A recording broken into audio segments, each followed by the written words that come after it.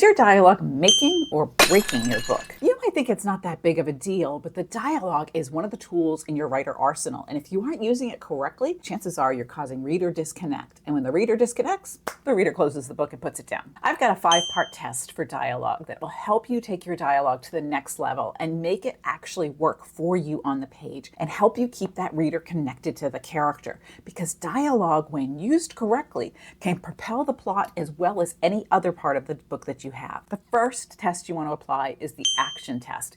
Is your character doing some kind of an action while they're talking? And if they are, then that's going to naturally break up the dialogue. And here's the thing, you probably want them to be doing an action. Nobody really wants to listen to people have a long monologue. But in today's world, people want to be entertained. They want to be engaged. And I'm not saying you have to have a comic line in every other page, but you do need to keep it moving along at a pace that keeps people interested. That means the character should be acting, doing something towards their external goal. You don't want the characters just standing there talking for too long. You really want them to be engaging and acting and moving forward. And in real life, that's pretty much what we do. We don't tend to stand around and have really long water cooler conversations. We're generally doing stuff at the same time. Like when I'm talking to my husband, I'm doing the dishes or making dinner or picking up something. I'm generally not just sitting there one-on-one, just having this intense conversation. Can you have parts where there's not a lot of action? Absolutely. When you have something really emotional or a big reveal from the character, you're probably going to want them to kind of stay in one place and have that conversation. But you can use other things in the scene to break it up. And let me talk about why, because that's number 2. Number 2 is the breath test. When I write my dialogue, I'm usually speaking it as I'm typing, which sounds a little crazy, but that allows me to kind of see if that works with a breath. So the character is talking and talking and talking, and the chances of them having a huge sentence with tons and tons of words without taking a breath is very unlikely. And so how are you going to break that up? You don't necessarily want to put ellipses to show that they took a breath. You don't necessarily want to say over and over again, he took a breath, she took a breath. You can break it up with action. So the character says something, moves and does something else, says something, moves and does something else. Or you can bring in some kind of an observation, which is narrative. So maybe the character says something, their voice trails off, and they look at the fire in the fireplace, or they duck to get out of the rain, or whatever's going on in your scene. You want to intersperse it with natural breaks that come from action or narration, because we don't just kind of blurt everything out unless we're trying to get everything into a few-minute video on YouTube. So what the breath test is you reading that dialogue aloud and seeing where the character would naturally take a breath in speaking it. Then insert some kind of action or a thought, or allow the other character to speak back, something that breaks it up. Because otherwise the reader is going to feel hurried when they read it. Because readers are reading along kind of at the same pace in their head that they would see it happen in real life. And so if the dialogue just keeps going and going and going, the reader gets this anxious feeling that they don't really know or can pinpoint. They're just kind of feeling anxious because they feel like it's just rushing along. So when the character would naturally take a breath, allow the reader to have a mental breath by inserting an action, another piece of dialogue from somebody else, or a thought from the character. That brings me to the third one, which is kind of related. This is the thinking test. I talk about this in some other videos. One of the worst things to watch is somebody thinking and thinking and thinking. It's not fun in general to just sit there and watch somebody think. So I want you to kind of act it out. If the character says something and then starts thinking and thinking and thinking, how long is that other character just sitting there watching them think?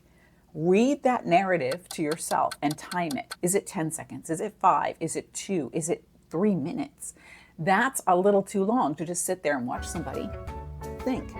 So we want it to feel like it has a natural pattern. Somebody can speak and have a couple lines of narrative where they're thinking and then speak again, or they move and they do something, and that allows you a little bit more time for them to have some thoughts about what they just said or the emotions that they're feeling or whatever you're going to put in there. And that makes sense for the other character because they're watching them make a cup of coffee or bake some cookies or whatever. You want to make it feel natural. So time how long that narrative goes in between the lines of dialogue. And if it's too long and it feels like just watching paint dry for the other character, then cut it down with some dialogue or some action. Number 4 is the white space test. Now, what do I mean by that? Well, when you open a book and you look at it, there is white space, blank space in between the paragraphs. If you look at a book and you see a lot of dense paragraphs, like let's say this side, right, has denser paragraphs, that's a lot of words to read. And so the reader is going to look at that, and if they have page after page after page of really dense paragraphs, they're going to think, that's a lot to read. It's 2 a.m. I want to go to bed. And so they're going to probably put the book down. I used to read an author that I really, really loved, but her paragraphs were so dense and there were so many of them that it would kind of feel like studying homework before I went to sleep at night. And it wasn't keeping me engaged. I would have too much to sort of ingest before I went to sleep. So I would end up putting the book down and sometimes never finishing it. But when you have a good amount of white space, meaning that there's a lot of things happening in between, there's actions, there's other plot points, there's other characters coming into the scene, then the reader has, again, mental breathing room. They feel like it's moving along at a decent pace. You don't have to have a ton of white space, but when you look back at your pages and your paragraphs, look to see how much you're breaking that up, because in real life, things would be broken up by actions, by other people coming into the room, by other thoughts, by other things happening. When it's too dense, sometimes the reader has trouble with that. I'm not saying you can't ever write a dense book at all. I actually love some that are like that. But you've got to kind of look at what your audience is expecting and what you want them to take from this and what feel you want for your book. The more white spaces on the page, the faster the pace feels because the sentences and paragraphs are shorter. The less white space there is, the slower it will be. And if you have a really emotional scene, you might want to slow that down. It all depends on your goal as an author. The fifth test, and this is the most important one, is the impact test.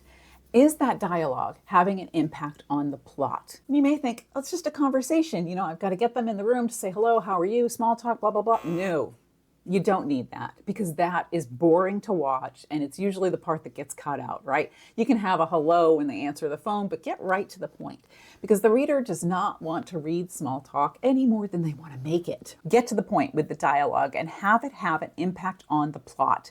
Maybe you're going to reveal something or drop a clue to the mystery or show a little bit of this character or have some kind of a conflict between two characters. Whatever it is, it needs to have an impact because this is the cardinal rule of fiction. Every single word on the page must impact the plot and move the book along in some way, shape, or form. It doesn't all have to be car chases in action, but it has to move it along in some way so that you are never, ever, ever wasting the reader's time.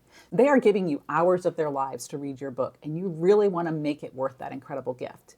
So make sure that the dialogue has an impact on it. When you have action and natural breath and natural pacing and some white space and impact on the plot, the dialogue is really doing a lot for your character. Now, if you want to create dialogue that really brings your character to life, then you got to know your character. And I suggest you check out this video right here because that will help you do that. And then everything you put on the page will be that much more impactful and really grab your reader from the beginning.